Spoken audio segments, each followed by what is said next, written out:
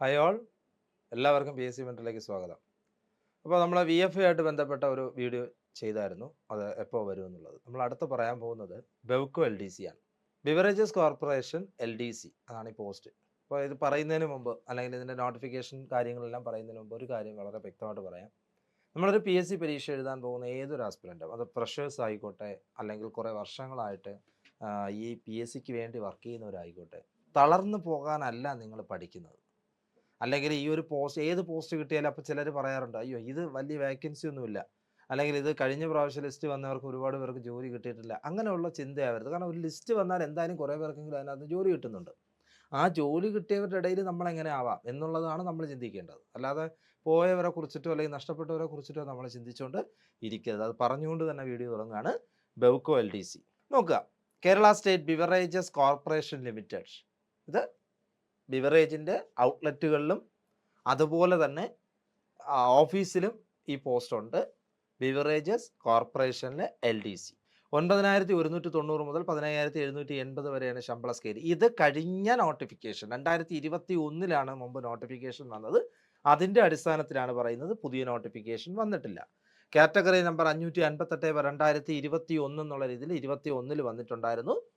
2023 എൻ്റെ exam.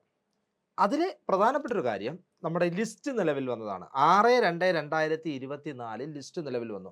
So നമ്മൾ ഏത് വർഷം ലിസ്റ്റ് പ്രതീക്ഷിക്കാം?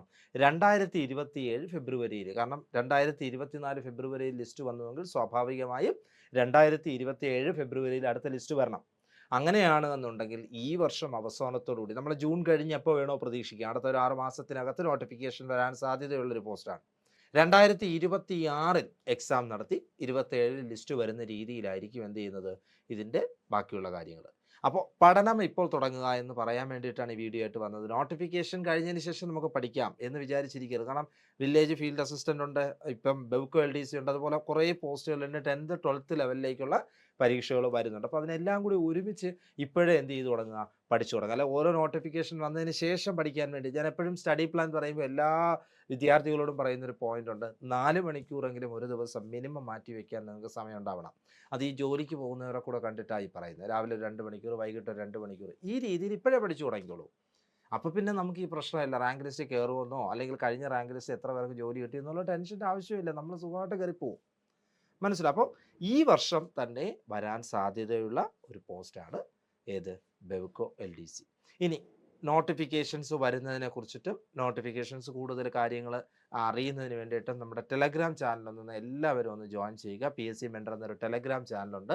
അതുപോലെ ഈ ചാനൽ ആദ്യമായിട്ട് കാണുന്നവരാണെങ്കിൽ പി എസ് സി മെൻറ്റർ എന്ന നമ്മുടെ ഈ യൂട്യൂബ് ചാനലും എന്ത് ചെയ്യുക, സബ്സ്ക്രൈബ് ചെയ്യുക. മാത്രമല്ല കൂടുതൽ കുട്ടികൾക്ക് അല്ലെങ്കിൽ കൂടുതൽ കൂട്ടുകാർക്ക് എന്ത് ചെയ്യുക, ഇത് ഷെയർ ചെയ്യുക. അപ്പോൾ ബെവ്കോ എൽ ഡി സിയുമായിട്ടുള്ള വിവരം നിങ്ങൾക്ക് കിട്ടിയെന്ന് വിചാരിക്കുന്നു. ഈ വർഷം നോട്ടിഫിക്കേഷൻ പ്രതീക്ഷിക്കുന്ന ഒരു പ്രധാനപ്പെട്ട പോസ്റ്റിലേക്കുള്ള നോട്ടിഫിക്കേഷൻ സംബന്ധിച്ച വിവരങ്ങളാണ് തന്നത്.